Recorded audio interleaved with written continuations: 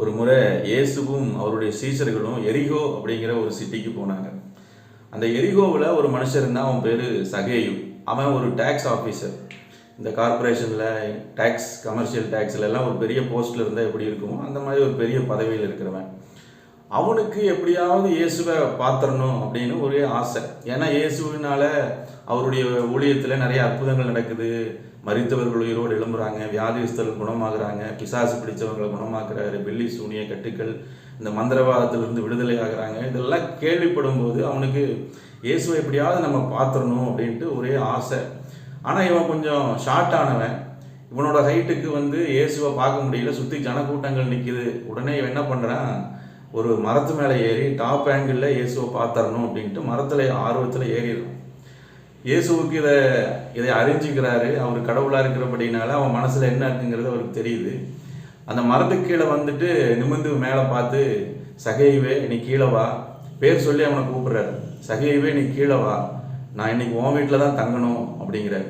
இவனுக்கு ஆச்சரியம் தாங்கவே இல்லை. இவர் நம்மளை எப்படி இவருக்கு தெரியுது, நம்ம பேரெல்லாம் தெரியுதுன்ட்டு ரொம்ப சந்தோஷமாக இறங்கி வாங்கன்னு கூப்பிட்டு அப்படியே போகிறான். அவன் அப்படி போயிட்டு இருக்கும்போது அந்த ஜன கூட்டத்தில் ஒரே சலசலப்பு, முறுமுறு அப்படியே ஒரு பேசுகிறாங்க. என்ன அப்படின்னா, இவன் ஒரு கேடுகட்ட அயோக்கியன், நிறைய டேக்ஸை பிடுங்குவான், மக்கள்கிட்ட லஞ்சம் வாங்குவான், அப்படி அராஜகமாக அப்படி எல்லாம் பண்ணுவானே, இப்படி ஒரு அயோக்கியம் வீட்டில் போய் இவர் தங்குறதா? இயேசு எவ்வளவு புனிதமானவர், பரிசுத்தமானவர், அவர் கடவுளின் அவதாரமாக நாமெல்லாம் கொண்டாடுகிறோம், இவன் வீட்டில் போய் தங்குறாரு அப்படின்ட்டு ஒரே முறுமுறுப்பு. இதை அவன் காதில் கேட்டுட்டு உடனே அவன் நினைக்கிறான், நம்ம இயேசு நம்ம வீட்டில் தங்குறதுக்கு கூட நமக்கு தகுதி இல்லையா அப்படின்னு நினச்சிட்டு உடனே இயேசுவை பார்த்து சொல்கிறான், நான் அநியாயம் பண்ணது உண்மைதான், லஞ்சம் வாங்கினது உண்மைதான், நான் அதையெல்லாம் ஏழைகளுக்கு நான் கொடுத்துட்றேன், நான் யார்கிட்டையாவது அநியாயமாக நான் வாங்கியிருந்தேன்னா உடனே அதை எல்லாத்தையும் நான் ரிட்டர்ன் பண்ணிடுறேன் அப்படின்னு சொல்லி இயேசுகிட்ட கன்ஃபஸ் பண்ண உடனே இயேசு அந்த ஜன கூட்டத்தை பார்த்து சொல்கிறாரு, இவனும் கடவுளுடைய பிள்ளையாய் மாறிவிட்டான் இன்னைக்கு அப்படிங்கிறாரு.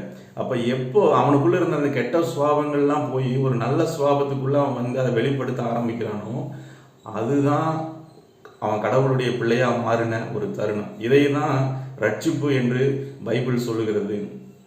இயேசு ஜனங்களை ரட்சிக்கிறார் அப்படிங்கிற அர்த்தம் என்ன? ஒரு மனுஷனுக்குள்ளே இருக்கிற கெட்ட சுபாவங்கள் வெளியேறி நல்ல சுபாவங்கள் அவர் ஒரு நல்ல மனிதனாக மாறுவது. அதை அந்த வாழ்க்கையில் அவன் காமிச்ச உடனே இயேசு சொன்னார், இவனும் கடவுளுடைய பிள்ளையாய் மாறிட்டான், இன்னைக்கு இந்த வீட்டுக்கு ரட்சிப்பு வந்தது அப்படின்னு சொல்லி இயேசு சொன்னார். நம்மளும் அந்த ரட்சிப்பை பெற்றுக்கொள்வோம், கெட்ட சுபாவங்களிலிருந்து விடுதலையாகி நல்ல சுபாவங்களை பெற்றுக்கொள்வோம், இயேசுவை ஏற்றுக்கொள்வோம்.